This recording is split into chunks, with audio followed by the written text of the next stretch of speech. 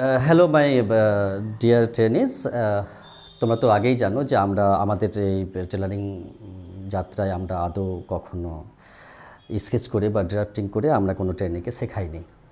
At first of life আমরা বোর্ডে sketch করে দেখাচ্ছি, যদিও আমার মিসেস পূর্বে বলেছে, তবুও আরও একবার আমি বলার চেষ্টা করছি। মাপের বিষয় তো আগেই বলে দেওয়া হয়েছে। বিষয় হচ্ছে কি যে একটি ছায়া 2 মিটার কাপড়ের 6 কাট কীভাবে সহজেই কাটা হয় সেটা আমার মিসেস তো করে দেখাবেই প্র্যাকটিক্যাল। আমি বোর্ডে আরেকবার দেখিয়ে দিচ্ছি, বুঝিয়ে দেওয়ার চেষ্টা করছি। একটি কাপড় নাম্বার এখানে 1-এ আসছি। একটি কাপড় এখানে লেখা আছে দৈর্ঘ্যপ্রস্থ যে 78 ইঞ্চি বাই 36 ইঞ্চি। তাহলে এই কাপড়টিকে প্রথমে যে কাটতে হবে সেই কাটাটা 2 রকম পদ্ধতিতে বলা হয়েছে। 78 ইঞ্চি কাপড়কে হয় 78 ইঞ্চি বাই 5 ইঞ্চি এইভাবে লম্বা পুরো কেটে নিতে হবে, নতুবা 78 ইঞ্চি কাপড়কে 4 ভাঁজ করার পর তারপর 5 ইঞ্চি করে দাগ দিয়ে কেটে নিতে হবে। ঠিক আছে, এই কাপড় কাটার পর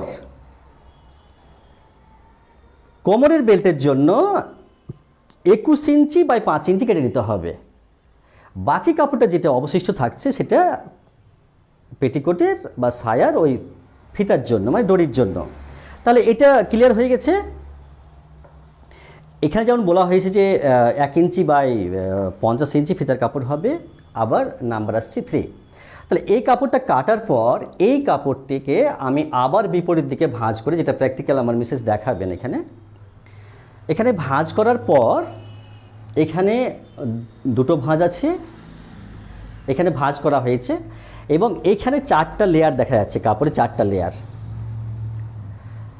তো তাহলে এই যে কাপড়ের দৈর্ঘ্যপ্রস্থ যতটা আছে, আমি কি বলেছি বা কি বলেছে আমার মিসেস তো বলেই দিয়েছে যে একটা কোমরের যতটা মাপ আসবে সেটাকে 8 ভাগে ভাগ করতে হবে।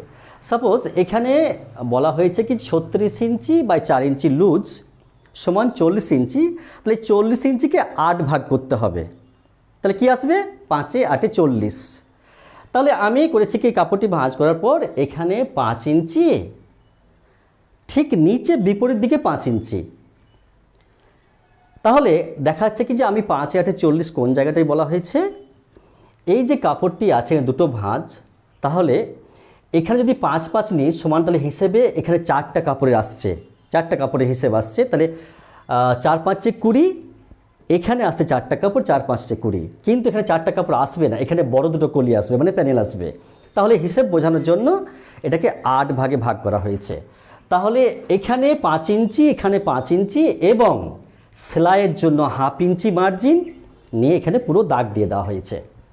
হ্যাঁ, অ্যাট ফার্স্ট আমি একটা বিষয় আমার সিক্রেট ম্যাটার বলে দিই যে I have eyes travel, please forgive me if there is any little bit of mistakes, okay? I can't see clearly, you know, anyway. তো তাহলে এখানে যে 5 ইঞ্চি, এখানে 5 ইঞ্চি, আরও একবার আমি রিপিট করছি, তাহলে 5 ইঞ্চি মাপ নেওয়ার পরও 1/2 ইঞ্চি সেলাই মার্জিন নিতে হবে। কাপড়টি কেটে দিলাম, কেটে নেওয়ার পর তাহলে এখানে বেরোবে 2টো কলি বড়, এখানে 4টা কলি বেরোবে, ওকে?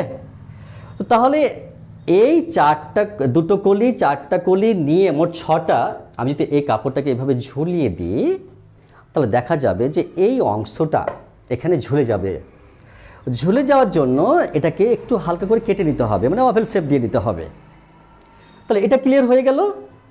এবার কি করব, এখান থেকে বড় কলি 1টি, ছোট কলি 2টো নিয়ে আমি মোট 3টে কলি নিয়ে এই চিত্রটি দেখাবো, নাম্বার 5।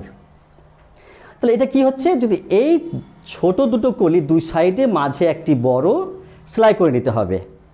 সেলাই হয়ে গেলে এই চিত্রটি আসছে। তাহলে 6 দেখালাম। এবার সাপোজ আমার 6টি পিস, মানে 6টি কলি বা প্যানেল আমার জয়েন্ট হয়ে যাওয়ার পর এখানে 3টে, এখানে 3টে, আমার চিত্রটি আসবে নাম্বার 7, এখানে আসবে। তাহলে এই চিত্রটি এলো 6টি কলি জয়েন করার পর। তাহলে একটু আমি দেখিয়ে দিতে চেয়েছি যে এটা যদিও প্রয়োজন নেই, তবুও জেনে রাখার দরকার যে এখানে এর ঘেরটা, পায়ের যে ঘেরটা আসছে 72 ইঞ্চি এবং কোমরের ঘের আসছে 42 ইঞ্চি। এটা কিন্তু ডাবল হয়ে যাবে এবং অ্যাটলিস্ট এটা 40 আসবে। ওকে, রেডি মাপ।